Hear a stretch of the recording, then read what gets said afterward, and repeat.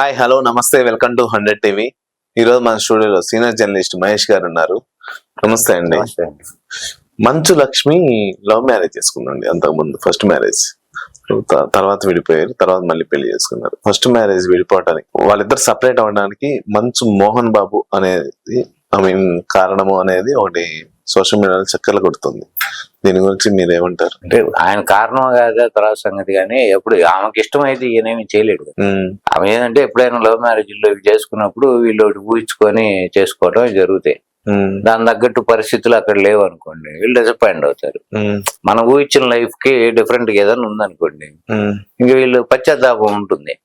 ఆ టైములో గనక ఈ పేరెంట్స్ వీళ్ళు ఎవరైనా గనక సపోర్ట్ ఉండి మేమున్నాము రా, నీకు ఇష్టం లేకపోతే నువ్వు భరించాల్సిన అవసరం, అట్లాంటిది ఏమన్నా ఉంటే ఆటోమేటిక్ గా గ్యారంటీ వెంటనే డిఫర్ అయిపోతారు, డైవర్స్కి వెళ్ళిపోతారు. అంటే అప్పుడు విడగొట్టింది అంటే ఇప్పుడు అమ్మాయిని తీసుకొచ్చేసి లోపల బంధించి కొట్టారు, బాగా చిత్రవద చేశారు, అందుకనే ఈ విధంగా లేదు. అంతకు ముందు అది అంటే వెళ్ళిపోక ముందు ఎల్లప్పుడు మ్యారేజ్ వాళ్ళు, దానికి ముందు అట్లాంటివి ఏదో ఆయన ఆమె మీద కోపపట్టమో లేకపోతే ఏదో సహజంగా ప్రతి ఇంట్లో జరిగే ఉంది.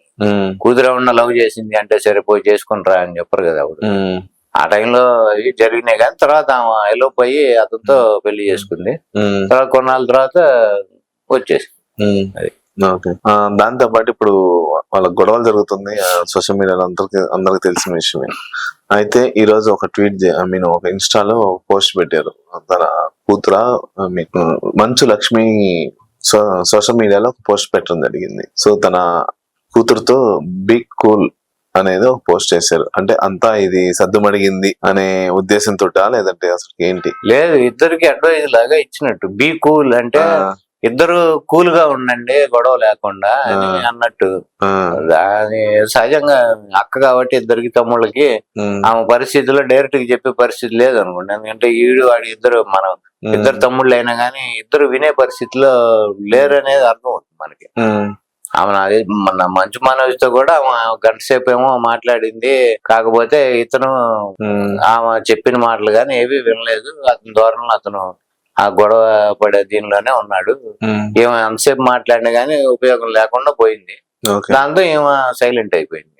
తర్వాత విష్ణుతో మాట్లాడటానికి ఏముండదు, ఎందుకంటే వీళ్ళు ఆటోమేటిక్ గా ఫాదర్ కి వీళ్ళు అనుకూలంగానే ఉన్నారు. మనోజ్ ఒక్కడే డిఫర్ ఉన్నాడు కాబట్టి విష్ణుతోనూ వాళ్ళతో మాట్లాడేది ఏముండదు.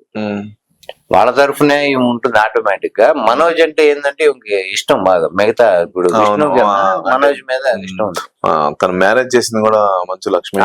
ఆయన మ్యారేజ్ కి మెహందీ ఫంక్షన్, హల్దీ ఫంక్షన్ ఇవి కూడా ఆమె దగ్గర ఆర్గనైజ్ చేసి చేయటం జరిగింది. అది కూడా చూసాం మనం. అతని మీద బాగా ఇష్టం ఉంది ఆమెకి. మాట్లాడితే అతనైతే డిఫర్ అయ్యాడు. ఈ మాటలు గాని చెప్పింది ఏమి వినిపించుకోలేదు అనేది మనకు అర్థం అవుతుంది.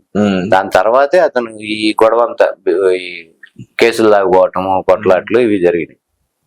అంటే ఇంత జరుగుతున్నా కనీసం మంచు మనోజ్ తల్లి కూడా స్పందించట్లేదు, ఎందుకని అంటారు? ఫస్ట్ నుంచి ఎక్కడ ఎప్పుడు బయట అంటే ఎవరి సైడ్ మాట్లాడాలో తెలియకనా, లేకపోతే అసలుకి మాట్లాడటం ఇష్టం లేకనా, ఏంటి అసలుకి? అంటే ఇంత ముందు కూడా మనోజ్ 2 సార్లు డిఫర్ అయ్యి బయటికి వెళ్ళిపోయి మళ్ళీ వచ్చి నా తప్పు అయిపోయిందని ఇంటికి వచ్చి కొన్నాళ్ళుండి మళ్ళీ గొడవ పెట్టుకొని బయటికి వెళ్ళిపోయి ఇవి జరిగినాయని మోహన్ బాబే చెప్పాడు నిన్న. ఈ సందర్భంలో ఆమె కూడా సపోర్ట్ గా ఇంకోసారి తప్పు చేయలే, రానిద్దాము, ఇంట్లో పెట్టుకుందాం అని 2-3 సందర్భాల్లో ఆమె 2-3 సార్లు ఇది జరిగినప్పుడు ఆమె మోహన్ బాబుతో మాట్లాడి ఆయన్ని కూల్ చేసి రికమెండ్ చేసి మళ్ళీ తెచ్చి ఇంట్లో పెడతాము, మళ్ళీ ఈయన గొడవ పెట్టుకొని పోవటం ఇవి జరిగినాయి అనేది అర్థం అవుతుంది. ఇప్పుడు ఫైనల్ గా ఇది ఏంటంటే తెగేదాకా ఏది లాక్కూడదు అన్నట్టు ఇప్పుడు తెగేదాకా వచ్చింది పరిస్థితి. ఈ టైంలో ఆమె మెంటల్ గా అప్సెట్ అయ్యి హాస్పిటలైజ్డ్ కూడా అయిందని మనకి తెలుస్తుంది. మొన్న ఈ గొడవ జరిగిన తర్వాత హాస్పిటల్లో చేరారు. సో ఇప్పుడు మంచు లక్ష్మి వీళ్ళిద్దరికి అంటే కొంచెం మాట్లాడి రాజీ చేయడానికి ట్రై చేయొచ్చు, కానీ చాలా వరకు విడంగా ఉందని. మంచు లక్ష్మి అవును, ఇంకా అయిపోయింది ఆల్రెడీ. మాట్లాడింది ఆయన లేదు, అయిపోయింది. ఇంకా ఎవరికి చెప్పే పరిస్థితిలో ఆమె లేదు కదా. ఇప్పుడు ఆమె తండ్రికి ఎదురు తిరిగినోడు వీళ్ళు తండ్రి మాటే అనుకున్నా ఇట్లా అక్కకి తిరగరు అంటారా? ఏమకి ఏముంది అంతే హోల్డ్ ఉన్నది కదా. నువ్వు అసలు నీకు పెళ్లి అయిపోయింది నువ్వేది మాకు చెప్పేది అన్నారు ఇతరులు ఎవరైనా కానీ నీ పని నువ్వు చేసుకో అంటారు అంతేగా. ఇంకా ఏది ఇంకా ఎక్స్ట్రీమ్ గా వెళ్ళి ఏమైతే కమాండింగ్ గా పోతే ఒక రకంగా ఉందాగా చెప్పాలని చూసింది, వాళ్ళు వినే పరిస్థితి లేరు. ఉందాగా అవుదాం నామా కామ్ ఉంది ఈ ఇష్యూలో ఎంటర్ అవ్వకుండా. అది మోహన్ బాబు కూడా చెప్పుంటాడు, నువ్వు ఈ విషయంలో జోక్యం చేసుకోకుండా నువ్వు పక్కన ఉండు అని చెప్పే అవకాశం ఉంది. అది కూడా మనకు అనిపిస్తుంది.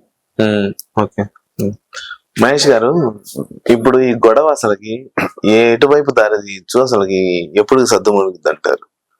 సర్దుమణగటం అంటే ఇంత సాగ జరిగిన తర్వాత తొందరగా అంత ఫాస్ట్ గా రెండో రోజు భుజాల మీద చేతులు వేసుకొని కావులు ఇచ్చుకొని కలిసిపోయే పరిస్థితి అయితే ఇప్పుడు ఉన్న ఈ హీట్ మీద జరగదు. కానీ ఫ్యూచర్ లో ఏదైనా మోహన్ బాబు ఇంత ఏజ్ ఆయనే మన పోలీస్ కంప్లైంట్ లో ఇచ్చాడు 78 years నాకు, నేను old senior citizen, senior citizen గా ఈ టైంలో ఆయన ప్రశాంతంగా జీవితం గడపాలి. అసలు ఇట్లాంటి కేసులు దరిద్రంగా కుటుంబంలో చిచ్చు ఎవరికైనా చాలా అది ఏదో సామెత చెప్పినట్టు ఉంటుంది, నరం మీద పుండు.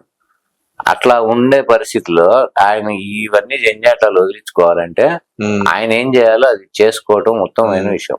అంటే ఎవరికన్నా ఎవరికి ఇవ్వాల్సింది ఏదన్నా పంచాల్సిందో ఆస్తి ఏదన్నా పనిచేస్తే సరిపోతుంది కదా. ఇప్పుడు 2 కొడుకులు ఉన్నారు, కూతురు ఉంది, ముగ్గురికి సమానంగా ఆస్తి పనిచేస్తే సరిపోయి గొడవలన్నీ ఉండవు కదా. అసలు మంచులక్ష్మి ఓపెన్ గా అంది మనం ఒకసారి సందర్భం, మా నాన్న ఇంతవరకు మాకు ఆస్తి పంచలేదు, మాకు పెళ్లిళ్ళే ఇంత పెద్దవాళ్ళు అయ్యాము, మేము చచ్చిపోయేదాకా కూడా మా నాన్న మాకు ఆస్తి అని కూడా అందాము.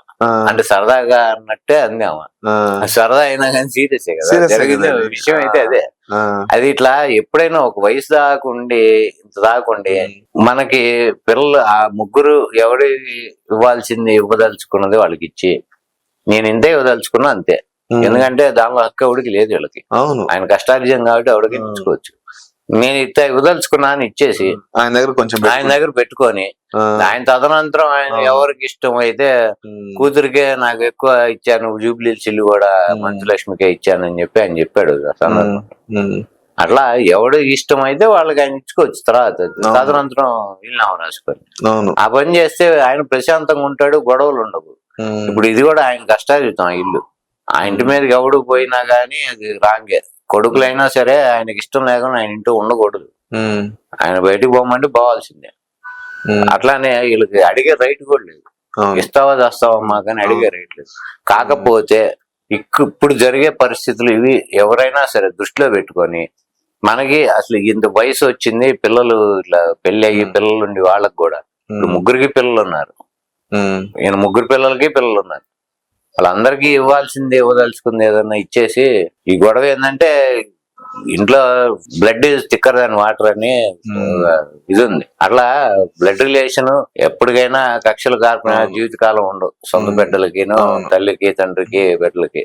కాబట్టి 4 రోజుల్లో వాళ్ళే సర్దుకొని, కాకపోతే ఈయన పెద్దరికంగా ఈయన ఏం చేయాలో అది చేస్తే ఒకళ్ళు ఎక్కువ ఒకళ్ళు తక్కువ అనేది లేకుండా ఆ రకంగా ఆయన కనుక ఆలోచించేదన్నా ఇనిషియేట్ చేసుకొని చేస్తే ఈ గొడవ మెల్లిగా సర్దుమణుగుతుంది ప్రస్తుతం. తర్వాత జరిగే దీన్ని బట్టి తండ్రి మీద గౌరవం అవి లేకుండా ఎవరికి ఉండవు, తల్లి తండ్రిని ఎవరు.